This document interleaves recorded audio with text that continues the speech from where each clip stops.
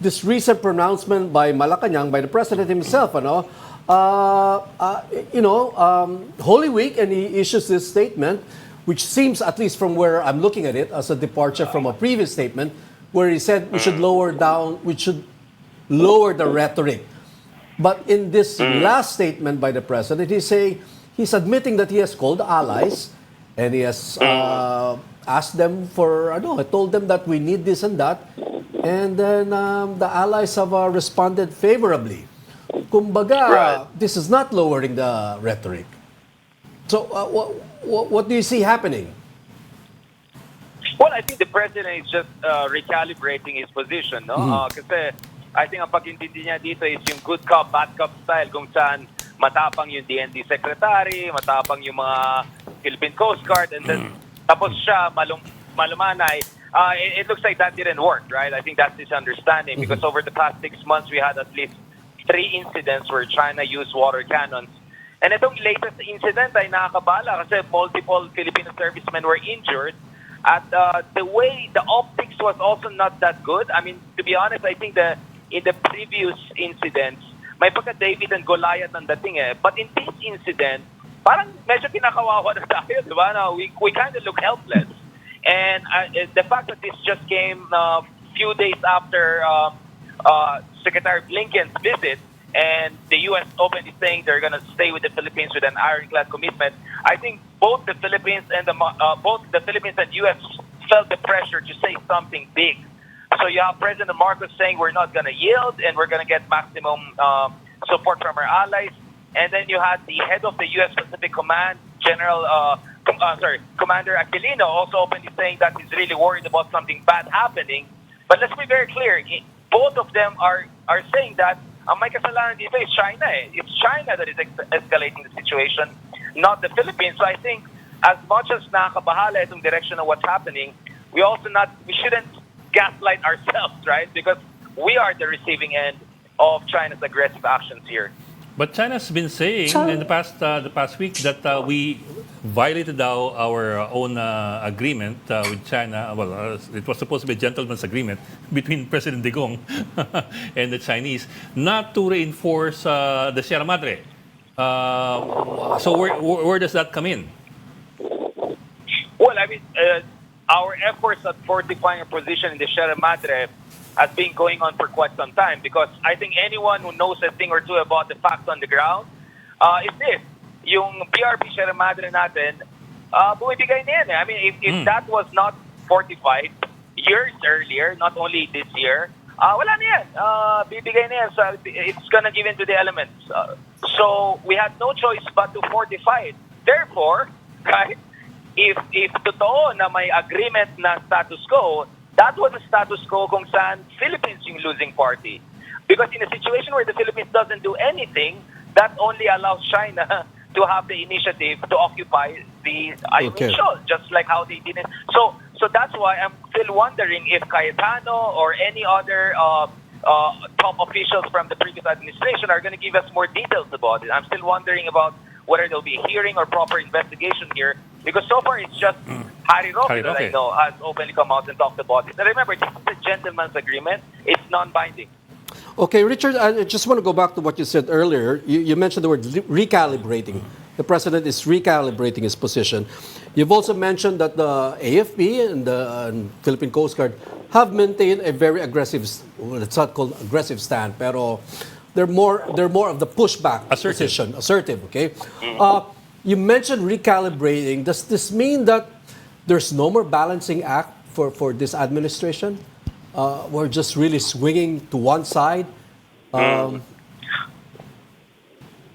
there's definitely that risk that we might over-calibrate, in a sense that we pivot all the way towards the United States, double down on ESCA, and escalate the situation, hoping that China will back down. But that would be a very risky move for the Philippines.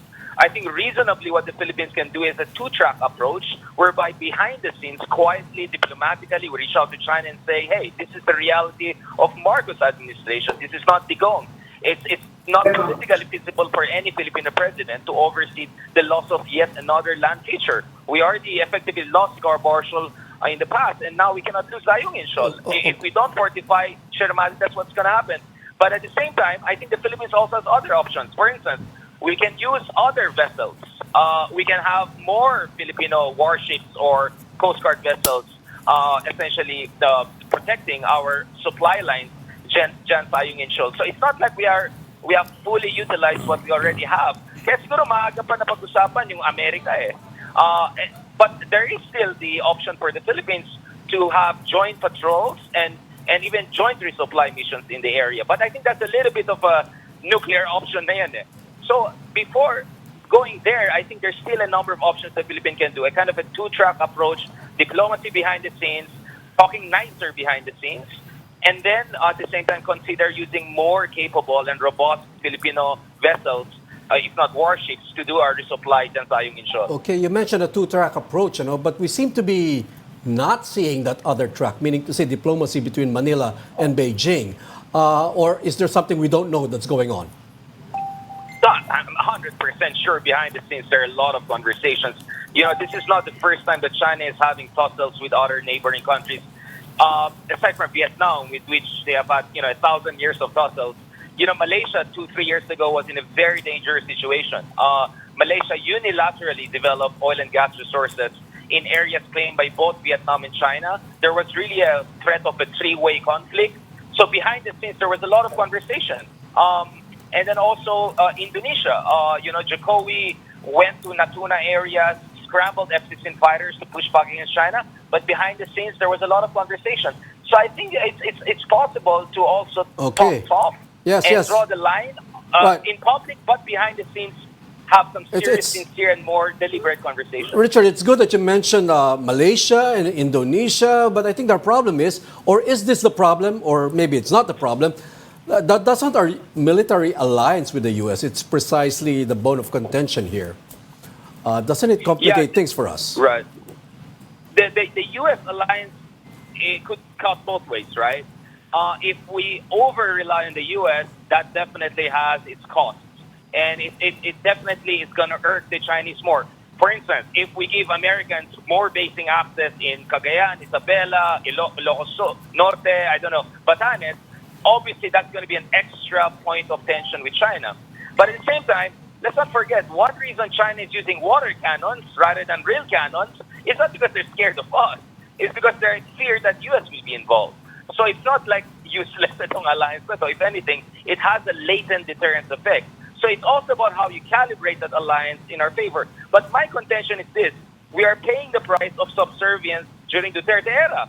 Because both the Malaysian and the Indonesian situations I mentioned, this happened during Duterte time. Both Jokowi and the former prime ministers of Malaysia, from Mahathir all the way to before the current Prime Minister Anwar, they all stood up to China until they got China's respect.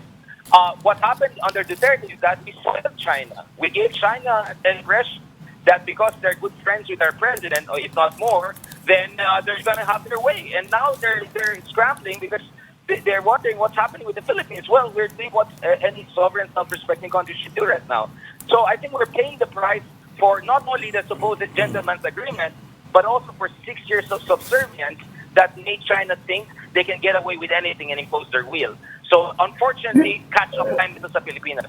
Okay.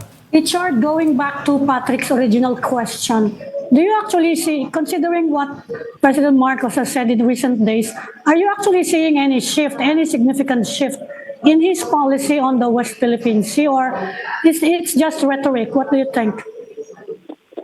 Yeah, I mean, as I said, you cannot separate anymore the West Philippine Sea from theater. So the Taiwan right now is integral part of the West Philippine Sea issue, because the Chinese are not only looking at Taiwan, not only in terms of our own facilities there, but also in terms of EDCA, in terms of what the U.S. is doing in the north of the Philippines. So as I said always, this also cuts both ways.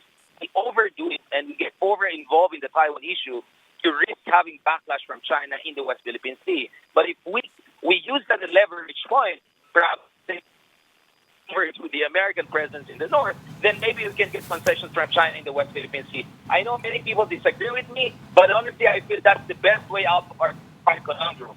Because parang game of chicken nangyari ngayon eh. Both of us are escalating, seeing who will blink first. But this is going to be more and more dangerous by the day. Ang sabi ng iba, Richard, we are provoking China to act in a way that we can draw in the U.S. through the Mutual Defense Treaty. Do you share that observation? No, I think that's gaslighting. I think that's definitely strategic gaslighting. I mean, China, they have to use those water cannons that are almost lethal, that injured our servicemen. They could have used them, they have a huge fleet there.